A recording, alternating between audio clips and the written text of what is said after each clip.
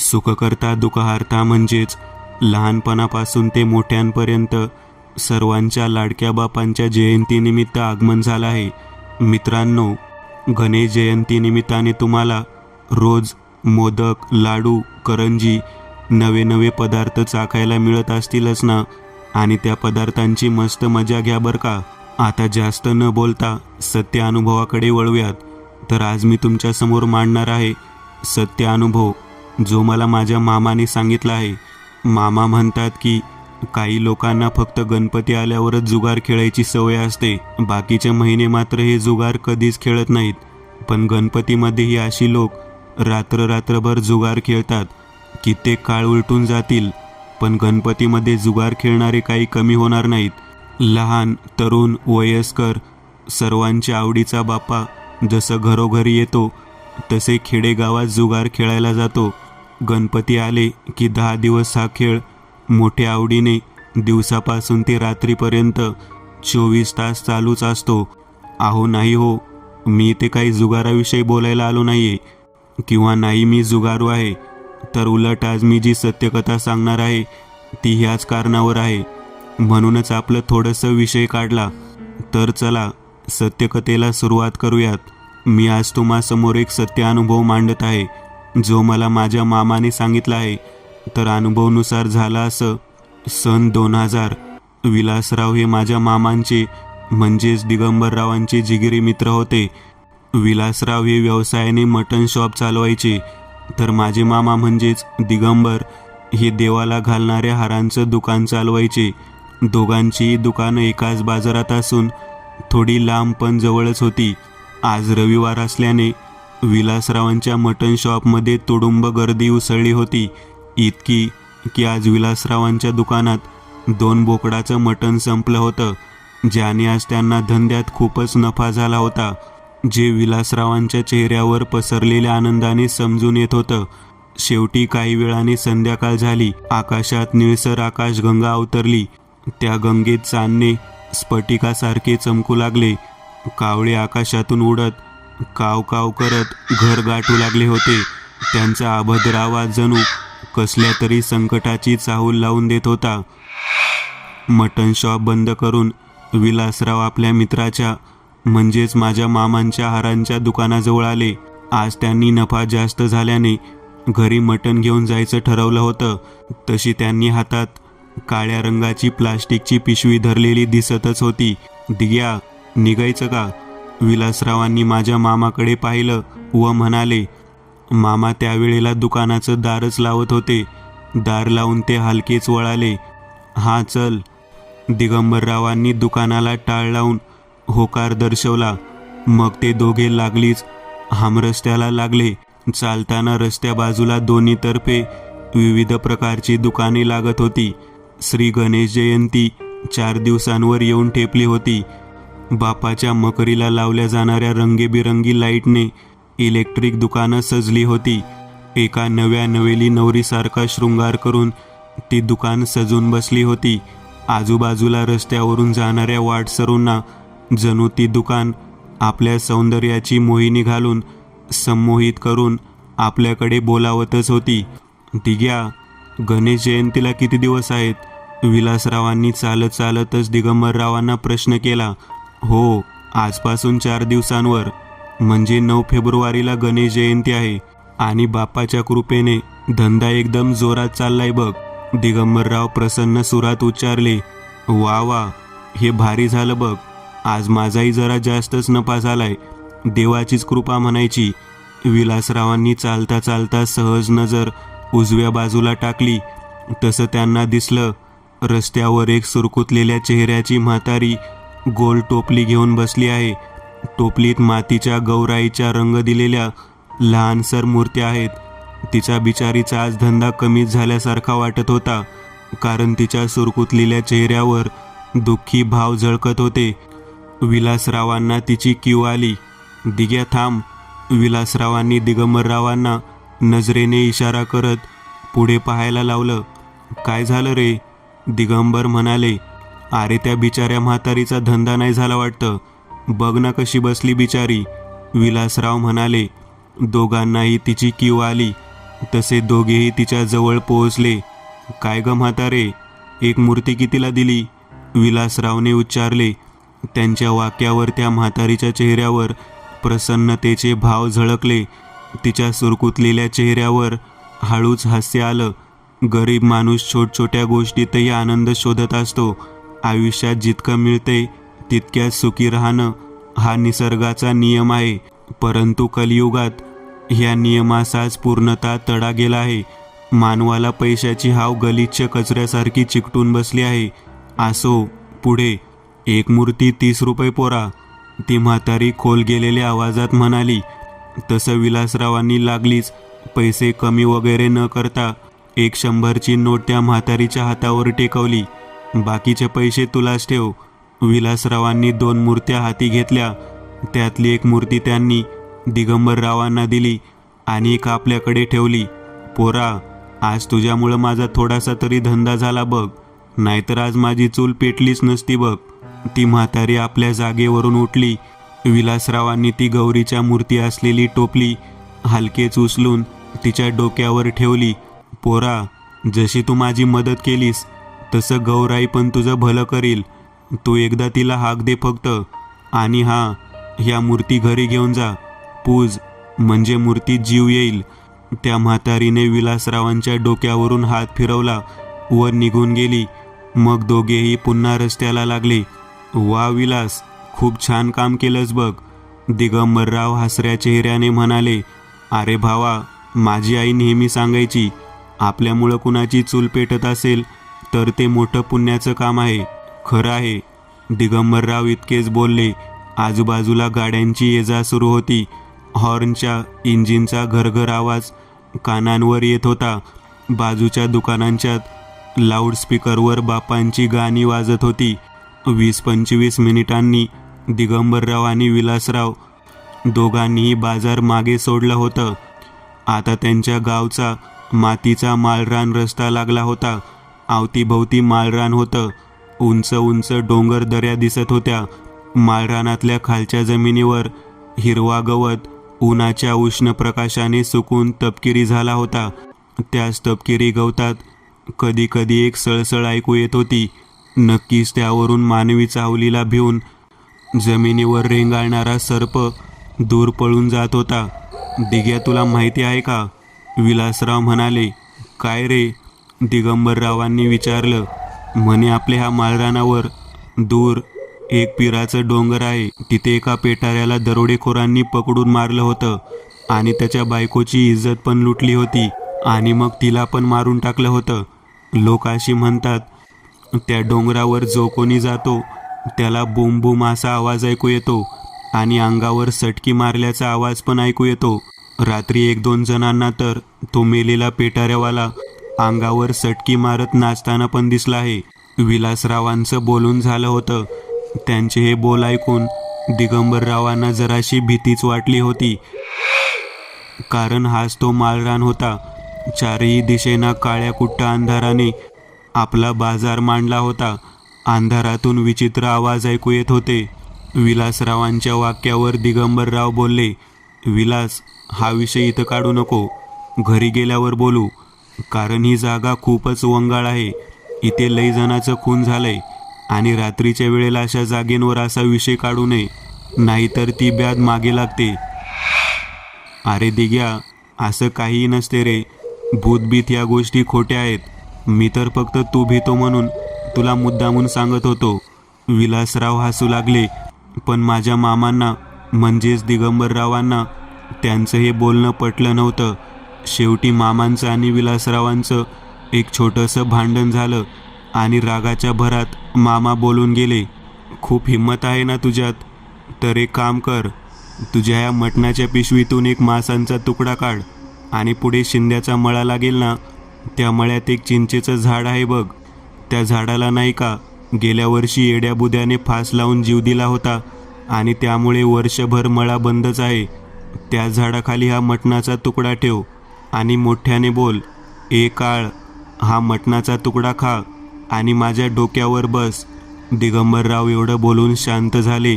एकटक विलासरावांची प्रतिक्रिया काय येते ते पाहू लागले. पण खूप वेळ निघून गेला तरी विलासराव गप्पच होते. हळूहळू वाट सरली जात शिंद्यांचा मळा जवळ येत होता. 5 मिनिटांवर शिंद्यांचा मळा लागला आणि विलासराव पुन्हा मस्तीत आले. विलासरावांनी माझ्या मामाला जागेवरच उभं राहायला सांगितलं आणि आपल्या हातातली मटणाची पिशवी माझ्या मामांकडे म्हणजेच दिगंबररावांकडे सोपवली. पिशवीतून एक बोकडाच्या मांसाचा तुकडा बाहेर काढला. दिगंबररावांना विलासरावांचं हे वागणं फारच चमत्कारिक वाटलं होतं. तसं ते होतेच विनोदी व कधीही न भिणाऱ्या स्वभावातले. एक क्षण तर दिगंबररावांना असं सुद्धा वाटलं की विलासरावांना आपण हे सांगायलाच नको होतं. पण आता वेळ निघून गेली होती. विलासरावांना आता कितीही थांबवण्याचा प्रयत्न केला तरी ते ऐकणार नव्हते. दिगंबररावांच्या हातात मटणाची काळ्या रंगाची प्लास्टिकची पिशवी सोपवून विलासरावांनी त्यातून एक मांसाचा तुकडा बाहेर काढला. चल दिग्या, तुझ्या मनासारखे करून येतो, असं म्हणतच विलासराव थोडे हसले. ह्या दोघांच्याही पुढे एक तुटलेल्या झाडांच्या फांदीपासून बनवलेला गेट दिसत होता. गेटच्या चारही बाजूंनी एक वहीचं कंपाऊंड होतं आणि त्या वहीत एक झोपडी होती. झोपडीपुढे असलेलं अंगण शेणाने सारवलेलं होतं. झोपडीपासून जरा बाजूलाच एक 15 फूट उंचीचे चिंचेचं झाड होतं. चिंचेच्या झाडाच्या फांद्या वाकड्या तिकड्या जखिनीच्या वाढलेल्या नखांसारख्या झाडावर पसरल्या होत्या. ह्या चिंचेच्या झाडाला मानसिक संतुलन ठीक नसलेल्या बुध्याने रात्रीच्या वेळेस फास लावून घेतला होता. गावातली तर असं म्हणत होती की त्या येड्याला कोणीतरी आधी मारून टाकलं आणि मग झाडाला फास दिल्याचा बनाव केला होता. पण सत्य परिस्थिती काय आहे हे त्या विधात्यालाच ठाऊक होती. असो, आपण सत्य अनुभवाकडे वळूयात. फांद्या काट्याकुट्यांपासून बनवलेल्या गेटला पार करून विलासराव मळ्यात आले. वातावरणात अंधारून आलं होतं. उजेड म्हणायला विलासरावांकडे नोकियाचा फोन असून त्याची टॉर्च पेटलेली होती. येड्या बुद्याच्या मृत्यूनंतर शिंदेंनी मळ्यावर यायचं बंदच केलं होतं, कारण त्यांना तिथे काही बाई चेष्टा होताना जाणवल्या होत्या. वर्षभर मळा बंद असल्याने तिथे अंगणात झाड लोट होत नव्हती, कारण टॉर्चच्या उजेडात चिंचेच्या झाडाची पानं अजून बराच कचरा खाली अंगणात पडलेला दिसत होता. आकाशात हलकसं चांदणं पडलेलं. तो चांदण्याचा प्रकाश चिंचेच्या झाडावर पडला जात अंगणात झाडाची काळीशार चिटकिनीसारखी प्रतिकृती उमटलेली. विलासरावांच्या अंगाला अंगणात एक हलकासा गारवा झोंबत होता. रातकिड्यांच्या किरकिरण्याचा आवाज मंद गतीने कानांवर पडत होता. त्या आवाजाव्यतिरिक्त तिथे एक विलक्षण शांतता होती. विलासरावांच्या उजव्या हातात बोकडाच्या मांसाचा तुकडा होता. तोच तुकडा त्यांनी कंबर वाकून त्या चिंचेच्या झाडाखाली ठेवला आणि वाकलेल्या अवस्थेतच वर पाहिलं. चिंचेचं झाड अंधाराने गिळलं होतं. वेड्यावाकड्या काळ्याशार फांद्यांमधून चंद्राची कोर दिसत होती. एक क्षण विलासरावांना असं वाटलं की ते झाड आपल्या अंगावरच धावून आलं आहे. दिगंबरराव भेदरलेल्या अवस्थेत विलासरावांकडे पाहत होते, कारण त्यांनी त्या चिंचेच्या झाडाला लटकलेलं येड्या बुद्याचं मृतदेह मय्यत पोलीस खाली उतरवत असताना स्वतःच्या डोळ्यांनी पाहिलं होतं. बुद्याच्या मैताचे निर्जीव मृत डोळे बेडकासारखे खोबणीतून बाहेर आलेले, जीभ तोंडातून सरड्यासारखी बाहेर लोंबत होती. रात्रभर मयत झाडाला लटकत राहिल्याने त्वचा पांढरी पडली होती. मैतातून घाण वास सुटला होता. ए विलास, चल, बास झालं, चल. दिगंबरराव भीतच जागेवरून ओरडले, पण विलासरावांनी मात्र त्यांच्याकडे पाहिलं नाही. विलासराव जागेवर उभे राहिले. दिगंबररावांनी सांगितल्यानुसार मोठ्याने ओरडून म्हणाले, ए काळबुद्या, हा मटणाचा तुकडा खा आणि माझ्या डोक्यावर बस. विलासराव एवढे बोलून वेड्यासारखे हसू लागले. मग काही वेळ जागेवरच थांबले, पण काहीच झाले नाही. फक्त रातकिड्यांची किरकिर तेवढी थांबली जात एक विलक्षण थरथराट माजवणारी सुन्न शांतता पसरलेली. थोडा वेळ अजून चिंचेच्या झाडाखाली थांबून मग विलासराव पुन्हा दिगंबररावांजवळ आले. विलासरावांनी पुन्हा दिगंबररावांची चांगलीच खेचली आणि त्यांना पुन्हा भित्रा म्हणून चिडवलं. यावेळेस माझे मामा काहीच बोलले नाहीत, कारण विलास काकांनी कामच असं केलं होतं. काही वेळाने ते दोघेही घरी आले, पण घरी येताना वाटेत एक गोष्ट घडली होती. विलासरावांच्या हातातील मटणाची पिशवी एका कुत्र्याने तोंडात हिसकावून ती पिशवी घेऊन तो दूर पळून गेला होता. माझ्या मामांना हे झालेलं प्रकरण काही चांगलं वाटलं नाही. त्यांना जरासा संशय आला, कारण त्याच मटणाच्या पिशवीतला एक मांसाचा तुकडा त्या चिंचेच्या झाडाखाली ठेवला होता ना. दिगंबर मामांच्या मते जे काही झालं होतं ते बरंच झालं, कारण त्या मटणावर त्या आभद्राचं नक्कीच मन आलं असणार, आणि तेच मटण जर विलासरावांच्या घरातल्यांनी खाल्लं असतं तर नक्कीच बाधा झाली असती. शेवटी पाहता पाहता 4 दिवस निघून गेले, पण ह्या 4 दिवसात विलासरावांना खूपच विलक्षण अनुभव आले होते. मध्यरात्री काही काही विचित्र स्वप्न पडत होती. झोपेतून दचकून जाग येत होती. सतत दोन्ही खांद्यांवर भार असल्यासारखं अंग दुखत होतं. असं वाटत होतं की अंगा खांद्यावर कसला तरी ओझा आहे. रात्री 1:30 वाजेच्या समयी छातीवर कोणीतरी बसल्याची जाणीव होई. एका कुशीवर झोपले असताना सतत मागे कोणीतरी मांडी घालून बसून आपल्याकडे एकटक पाहते असं मनाला वाटायचं, पण मागे वळून पाहिल्यावर रिकामी जागा नजरेस पडायची. रात्री अपरात्री 4-5 वेळा त्यांनी आपल्या खोलीत कोणाच्या तरी हलक्या स्वरातला कुजबुजण्याचा तर कधी हसण्याचा आवाजही ऐकला होता. विलासरावांना जेव्हा आपल्या बायकोला तुला कसला आवाज येत आहे का असं विचारलं तर त्या नाही म्हणाल्या होत्या. मग शेवटी विलासरावांचं मन हेच समजून घ्यायचं की भास होत आहेत. वर्ष 2000, बुधवार, गणेश जयंती, पहिला दिवस. नेहमीप्रमाणे विलासराव व माझे दिगंबर मामा धंद्यावरून घरी यायला निघाले होते. आकाशातल्या चंद्राच्या दुधाळ प्रकाशाने त्या दोघांच्या पायाखालची पायवाट हलक्या निळसर उजेडाने उजळली होती. भकास असं माळरान, त्या माळरानावर हलकीशी मंद हवा सुटली होती, आणि त्याच मंद हवेत विलासरावांच्या कानांवर तो बूम बूम पेटारा वाजावा तसा आवाज ऐकू येत होता. अगदी मंद स्वरातला आवाज. विलासरावांनी आपल्या मित्राला ह्याबद्दल सांगितलं सुद्धा, पण दिगंबररावांना म्हणजेच माझ्या मामांना कोणताही आवाज ऐकू येत नव्हता. उलट ते समजावणीच्या सुरात म्हटले की तुझे कान वाजत असतील. शेवटी तो आवाज यायचा थांबला, आणि मग जरा वेळाने शिंद्यांचा मळा लागला. मळ्याजवळून जाताना विलासरावांना कोणीतरी त्यांच्या नावाने हलकीच हाक मारली. ए विलास. विलासरावांनी आवाज येताच आजूबाजूला पाहिलं, पण कोणीही दिसलं नव्हतं. चंद्राच्या उजेडात चिंचेचं झाड काळकुट्ट दिसत होतं, आणि त्या झाडाची ती अभद्र आसुरी काळी छाया अंगणात पडली होती. विलासराव जागेवर थांबून त्या चिंचेच्या झाडाकडे टक लावून पाहत होते. तोच दिगंबर मामांनी त्यांना पुढून आवाज दिला. ए विलास, चल, टाईम झालाय. आलेल्या आवाजाने विलासराव दचकलेच होते, पण त्यांनी तसं चेहऱ्यावर दाखवलं नाही. काही वेळाने ते दोघे पुन्हा वाटेला लागले. चालता चालताच त्यांचं जरासं संभाषण चालू झालं होतं. दिग्या, आज माझ्याबरोबर येशील का? आबा पाटलांच्या घरी जाम मोठा डाव बसतो पत्ते खेळायचा. विलासराव दिगंबररावांकडे पाहत म्हणाले. अरे विलास, मला नाही जमणार. मला आज बायकोसोबत सासूरवाडीला गणपतीच्या पाया पडायला जायचंय.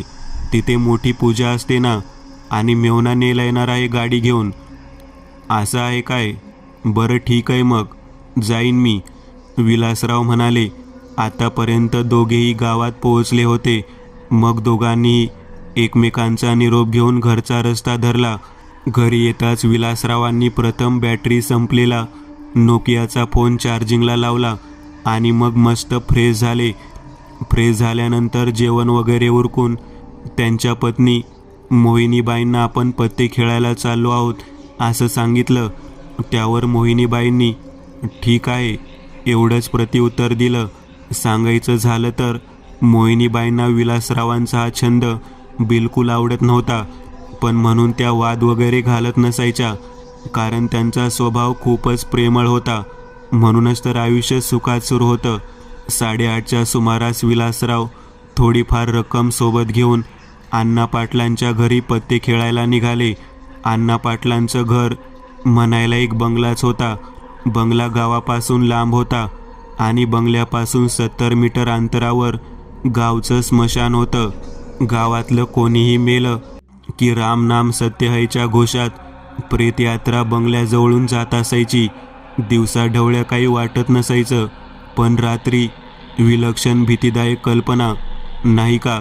8:30 वाजता घरून निघालेले विलासराव 10-15 मिनिटांनी अण्णा यांच्या बंगल्यावर पोहोचले. सर्वप्रथम त्यांनी दारातूनच एक कटाक्ष आत टाकला. तसं त्यांना दिसलं मखारीत बाप्पा विराजमान झालेले आहेत आणि बापांच्या पुढे बंगल्यातल्या प्रथम हॉलमध्ये 30-35 जुगारूंचा जमिनीवर वेगवेगळा घोळका करून पत्त्यांचा डाव रंगला होता. हॉलमधल्या पिवळ्या भिंतीवर 4 ट्यूब पेटत होत्या. हॉलमध्ये मधोमध एक भला मोठा लाईटचा झुंबर टांगला होता. म्हणायला लाईटचा झगमगाट संपूर्णतः हॉलमध्ये पडला होता. एका साईडला बापाची मोठी 5 स्टार डेकोरेशन केलेली मकर नि त्यात 5 दिवसाचा पाहुणा बाप्पा विराजमान झालेला दिसत होता. विलासरावांनी हॉलमध्ये प्रवेश करून सर्वप्रथम बापांचे चरण स्पर्श करत आशीर्वाद घेतला. मनोमन पत्ते खेळताना डाव माझाच येवो असं म्हटलं. पाया पडल्यानंतर त्यांनी बापाच्या मूर्तीजवळ प्रसाद म्हणून ठेवलेला शिरा एका कागदाच्या पुडीत बांधून घेतला आणि ती पुडी वरच्या खिशात ठेवली व लागली समोर बसलेल्या जुगारूंमध्येच 50 रुपयाचं एक टेबल पकडलं. पत्ते खेळू लागले. 5-6 डाव उलटले, परंतु एकही डाव विलासरावांकडे आला नाही. पाहता पाहता अजून 5-6 डाव उलटले आणि खिशाला चांगलाच फटका बसला. विलासरावांचा हसरा चेहरा आता पार काळवंडला होता. पैसा जसा हातून सटकायला सुरुवात झाली, चेहऱ्यावर उदासीनतेचा अंमल चढला. शेवटी विलासरावांनी जागा बदलायची ठरवली आणि अंतिम डाव म्हणत शेवटचा डाव बदललेल्या जागेवर बसून खेळायला सुरुवात केली की अचानक तो डाव विलासरावांचा पहिला डाव म्हणून आला, जो की पुढे घडणाऱ्या अक्लिष्ट घटनेचा साक्षीदार होणार होता. नियतीने रचलेल्या जाळ्यात विलासराव अटकणार होते. एक डाव येताच विलासराव पुन्हा त्या जागेवर बसले. एकापाठोपाठ 4 डाव येताच त्यांच्या दुःखी भावनेचा चकनाचूर झाला. चेहऱ्यावर प्रसन्न भाव पसरले. डोळ्यात पैशांची हाव झळकू लागली. एकावर एक डाव रचले जात होते. विलासरावांना जुगाराची नशा इतकी चढली होती की 12:30च्या आत घरी जाणारे विलासराव 1 वाजून गेला तरी जागेवरून उठले नव्हते. जुगारात फेकले जाणारे पैसे जणू त्यांना जागेवर बसायला भाग पाडत होते. 50, 100, 500च्या नोटांचा थवा त्यांच्या डोळ्यासमोर थैथै करत नाचत होता. पाहता पाहता 2 वाजून 40 मिनिटे झाली. तब्बल 5-6 तास बसूनच असल्याने त्यांची पाठ दुखू लागली. त्यावेळेस आतासारखे स्मार्टफोन्स नव्हते. विलासरावांकडे असलेला नोकियाचा फोनसुद्धा बॅटरी संपल्याने त्यांनी घरी चार्जिंगला लावला होता आणि उजेड म्हणून सोबत फक्त एक चार्जिंगची बॅटरी घेतली होती. शेवटी 2:30 वाजले तेव्हा गावातल्याच कोणीतरी ओळखीच्या माणसाने विलासरावांना वेळेची जाणीव करून दिली. पण जुगारात जिंकणाऱ्या पैशाच्या लालसेने विलासराव वेडे झाले होते. शेवटी विलासरावांनी अजून अर्धा तास जुगार खेळला आणि मध्यरात्रीच्या 3 वाजेच्या समयी ते घरी जायला निघाले. आबा पाटलांनी विलासरावांना अडवलं होतं व टाईम खूप झाला आहे, आता एकटा घरी जाऊ नको, आजची रात्र बंगल्यातच काढ व सकाळी घरी निघून जा असं सांगितलं. पण विलासरावांचा पुरुषीपणा मध्ये आला. ते मोठ्या थाटात म्हणाले, मी कुणाच्या बाला घाबरत नाही, मर्दगडी आहे मी, एका चापटीत लोळवीन समोरच्याला. शेवटी असं म्हणून विलासराव मध्यरात्री 2:15 दरम्यान पाटलांच्या वाड्यातून घरी जायला निघाले. आकाशात चंद्राची कोर उगवली होती. चंद्राचा निळसर प्रकाश 4 दिशेना पसरला होता. त्या निळसर प्रकाशात आजूबाजूला असलेली झाडे गडद काळीशार दिसत होती आणि समोरची मातीची ती सरळ गेलेली पायवाट काळोखात बुडली होती. हातातल्या बॅटरीचा पिवळसर गोल प्रकाशबिंदू अंधाराच्या काळ्या पडद्याला चिरून विलासरावांना समोरची वाट दाखवण्याचं काम बजावत होतं. थंडीचा महिना असल्याने मध्यरात्रीचं पांढरट मंद धुकं अवतीभोवती पसरलं होतं. त्याच धुक्यातून चालत जाताना थंडी अंगाला चिटकली जात एक तीव्र सनक हाडमासात घुसत होती व थंडीच्या स्पर्शाने सर्व शरीर शहारून उठत होतं. विलासरावांच्या पायात असलेल्या पॅरागॉन चपलीचा चटचट आणि रातकिड्यांचा किरकिर असा मिश्रित आवाज त्यांच्या स्वतःच्या कानांवरच पडत होता. विलासराव बॅटरीच्या पिवळसर उजेडात वाट कापत निघाले होते. तोच अचानक त्यांच्या मागून कोणीतरी वेगाने धावत गेलं. जमिनीवर धावतानाचा धबधब असा पावलांचा आवाज कानांवर पडला. तसे विलासरावांनी गरकन वळून मागे पाहिलं. हातातल्या बॅटरीचा पिवळा प्रकाश मागे मारला, पण बॅटरीच्या उजेडात मागे धुक्यांव्यतिरिक्त कोणीही दिसलं नव्हतं. आपल्याकडे जुगारात जिंकलेली रक्कम आहे. कोणी चोर वगैरे पाठलाग करत असेल आणि त्याच्या मनात काही कालबेर असेल तर काही सांगता येत नाही. विलासरावांच्या मनात विचार आला. शेवटी सुरक्षा खातर त्यांनी रस्त्या बाजूलाच एका झाडाची जमिनीवर तुटून पडलेली जाडजूड फांदी रक्षणासाठी हातात घेतली. पुन्हा चालू लागले. विलासरावांना चालताना असा भास होत होता की आपल्या शरीरापासून 2 पावले मागेच कोणीतरी चालत आहे आणि दबक्या पावलाने आपला पाठलाग करत मागे मागे येत आहे. विलासरावांच्या कपाळावर जरासे घामाचे द्रवबिंदू साचले गेले. नाकपुड्या फुगवून फुगवून ते श्वास आत ओढू लागले. मनात भलते सलते विचार येतच होते. कोणी चोर असेल तर ते किती असतील? 1, 2, 3 की 4? आपण एकटे त्यांना मारू रोखू तरी शकू का? तरी आबा पाटील बोलत होते, आजची रात्र इथेच राहा. पण भलतं शहाणपण केलं. विलासरावांना स्वतःवरच राग येत होता, पण त्यांना हे ठाऊक नव्हतं मागे चोर नाही, भलतंच काहीतरी आहे. एक वेळ चोर पैसे घेऊन सोडेल, पण त्यांच्या मागावर जे काय आहे ते जीव घेतल्याशिवाय बिलकुल सोडणार नव्हतं. हातातली जाडजूड फांदी गच्च पकडून विलासरावांनी पुन्हा गरकन मागे वळून पाहिलं. दुसऱ्या हातातल्या बॅटरीचा पिवळसर प्रकाश थोडं दूर एका झाडाच्या खोडावर पडला होता आणि त्याच क्षणाला त्या खोडाजवळ उभं असलेलं ते पिठासारखं काटकुळ ध्यान वेगाने झाडाच्या मागे लपलं होतं. विलासरावांना वाटलं झाडापल्ल्यात लपलेला तो इसम चोर आहे. तसं त्यांनी जोरात हाक दिली, ए कोण आहे तिथं? बाहेर ये. विलासरावांच्या वाक्यावर एक हलकासा घोगरा हसण्याचा आवाज आला. तो आवाज ऐकून विलासरावांना जराशी भीतीच वाटली, कारण तो सामान्य मानवी आवाज मुळीच वाटत नव्हता. त्यात घोगऱ्या स्वराचा ताळ होता. विलास. झाडामागून विलासरावांचं नाव घेतल्याचा आवाज आला. विलासरावांच्या हातातल्या बॅटरीचा पिवळा प्रकाश झाडाच्या खोडावरच मारलेला होता आणि त्याच पिवळसर उजेडात झाडाच्या खोडामागून पिठासारखा प्रेताड येड्या बुद्याचा चेहरा हळूच बाहेर आला. पूर्णतः चेहऱ्यावरचं रक्त शोषलं गेलं होतं. डोक्यावर मुंज केलेलं टक्कल होतं. डोळ्यांची बुबळे पिवळे जर्द काजव्यासारखी चमकत होती आणि त्या दोन्ही डोळ्यात 2 मिरी एवढे काळसर टिपके होते. काळेशार ओठ फाकवत, जबडा विचकून, दात दाखवत येड्या बुद्याचं प्रेत विलासरावांकडे पाहून हसत होतं. हे असलं ध्यान पाहून विलासरावांची बुद्धीच काम करायची बंद झाली. हातातली काठी केव्हाच गळून खाली पडली. शिंदेंच्या मळ्यात चिंचेच्या झाडाखाली ठेवलेला मटणाचा तुकडा, तो सर्व घटनाक्रम जसाच्या तसा डोळ्यांसमोर तरळून गेला आणि स्वतःच्या नुसत्याच केलेल्या धाडसीपणाचा पश्चाताप झाला.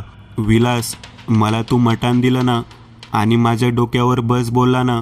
बघ, मी 4 दिवस झालो तुझ्या सोबतच आहे. मला तू जाम आवडला आहे विलास. आता ह्या आमुष्याला मी तुला माझ्यासोबत घेऊन जाणार आहे आणि मग आपण दोघं चिंचेच्या झाडावर बसून मस्त गप्पा मारू. असं म्हणतच ते ध्यान हळूहळू विलासरावांच्या दिशेने येऊ लागलं. विलासराव भीतीपोटी हळूहळू मागे मागे सरकू लागले. भीतीने त्यांच्या पायाखालची जमीन सरकली होती. समोरचं दृश्यच इतकं भयंकर होतं की मर्दानगी दाखवणाऱ्या विलासरावांचं भीतीने कोंबडा कासव सर्व होऊन गेलं होतं. बुध्या, मला सोड, वाटलंच तर मी तुला अख्खं बोकड खायला देतो. विलासराव भीत भीत बोलले. बोकड नको मला, मला तू पाहिजे. एकटा चिंचेच्या झाडावर बसून बसून कंटाळा येतो. कोणीतरी सोबत पाहिजे मला, आणि तो तू आहेस. येड्या बुद्याचं प्रेत पुन्हा विलासरावांच्या दिशेने पुढे पुढे येऊ लागलं व अचानकच विलासरावांपासून 5 पावलं दूर एका जागेवर थांबलं. ते ध्यान नाकपुड्या फुगून फुगून कसला तरी वास घेत होतं आणि तोच त्याचे काजवासारखे 2 डोळे विलासरावांच्या खिशावर खिळले, ज्या खिशात गणपती बाप्पाचा प्रसाद बांधलेली पुडी होती. तुझ्या खिशात जे आहे ते बाहेर काढ आणि दूर फेकून दे. बुद्याचं प्रेत खर्जातल्या आवाजात खेकसलं. विलासराव काही एवढेही मूर्ख नव्हते की त्यांना हे समजणार नाही की बुद्याचं भूत गणपती बाप्पाच्या प्रसादाला घाबरत आहे, आणि जर आपण तो प्रसाद दूर फेकला तर नक्कीच हा बुद्याचं भूत आपल्याला झपाटेल, पछाडेल. विलासरावांना कळून चुकलं होतं, जोपर्यंत आपल्याकडे हा प्रसाद आहे तोपर्यंत हे ध्यान आपलं काहीच वाकडं करू शकणार नाही. शेवटी विलासरावांनी एक हात खिशावर ठेवला आणि थेट पळायला सुरुवात केली. मागून ते ध्यान विलासरावांपासून 10 पावलांचं अंतर ठेवून त्यांचा पाठलाग करतच होतं. ऊर फुटोस्तवर विलासराव धावत सुटले होते. मरणाच्या भीतीने पायांना अमानवी वेग आला होता. 10-12 मिनिटातच त्यांनी गावाची वेस ओलांडली. वेस ओलांडताच मागून तो मोठा आवाज विलासरावांनी ऐकला होता. आज वाचलास, पण उद्या पुन्हा येईन मी. विलासराव त्यांच्या घरी पोहोचले. धाड धाड करत त्यांनी दार ठोठावलं. त्यांच्या पत्नी मोहिनीबाईंनी दार उघडलं आणि दार उघडताच विलासराव झटकन आत घुसले. त्यांचं घामेजलेलं शरीर, फुललेले श्वास पाहून मोहिनीबाईंना त्यांची खूपच काळजी वाटली. तसं त्यांनी काय झालं हे विचारलं सुद्धा, पण विलासराव बोलण्याच्या मनस्थितीत नव्हते. दुसऱ्या दिवशी विलासराव अंथरुणाला खिळले होते. त्यांना सडसडून ताप भरला होता. कालचे कपडे सुद्धा अंगावर जसेच्या तसे होते. विलासरावांचे मित्र म्हणजेच माझे मामा दिगंबरराव ह्यांना सासूरवाडीतच कोणाकडून तरी विलासरावांची तब्येत बिघडली आहे असं कळलं. तसे ते मेव्हण्याची गाडी घेऊन लागलीच आपल्या गावी विलासरावांच्या घरी आले.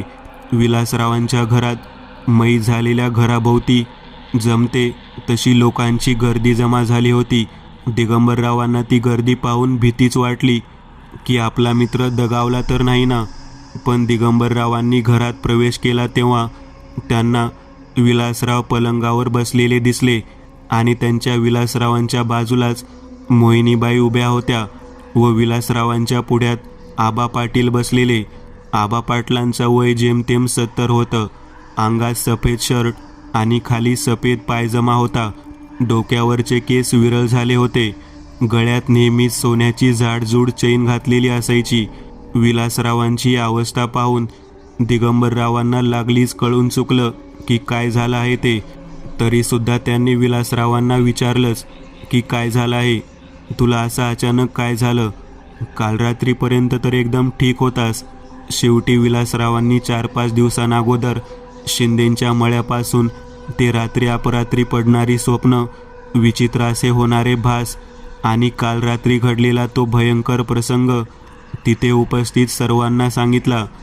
दिगंबरराव, आबा पाटील, मोहिनीबाई, बाजूलाच उभे 4-5 गावकरी, सर्वांना हे ऐकून फारच धक्का बसला होता. आबा पाटलांनी तर माझे मामा आणि विलास काकांना चांगलंच झापलं होतं. नाही त्या उचापाती कशाला करायच्या असे ते दरडावून म्हटले होते आणि हे सुद्धा म्हणाले की हे बरं झालं की तुझ्याकडे देवाचा प्रसाद होता आणि देवाच्या शुद्ध प्रसादाला घाबरून ते ध्यान तुझ्या जवळ आलं नाही, नाहीतर काल रात्रीच त्याने तुला झपाटलं असतं.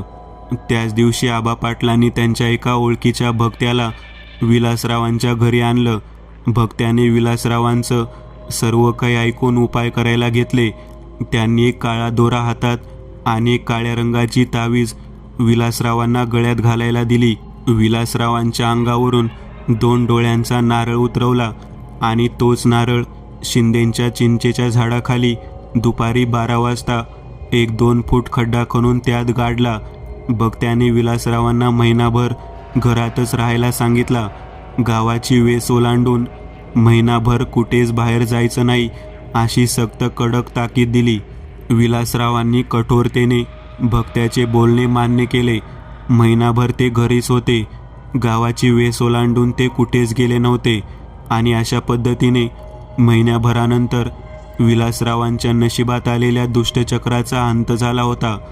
ते सुखरूप सुटले होते आणि या जगात भूतपिशाच्या अस्तित्वात आहेत ह्यावर त्यांचा विश्वास बसला होता. मित्रांनो, आज पुरतं एवढंच. तुम्हाला जर काही गोष्ट आवडली असेल तर नक्की लाईक करा. तुमच्यापैकी बरेचसे जण व्हिडिओ लाईक न करताच पळून जातात, पण हा जर व्हिडिओ तुम्ही लाईक केला तर मला जरा बरं वाटेल आणि असेच भारी भारी व्हिडिओ बनवायची माझ्यात एनर्जी येईल.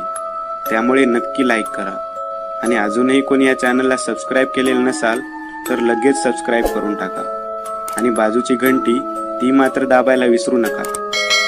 देवाची घंटी आहे ती. चला तर मग पुन्हा भेटूया अशीच एक आगळी वेगळी गोष्ट घेऊन पुढच्या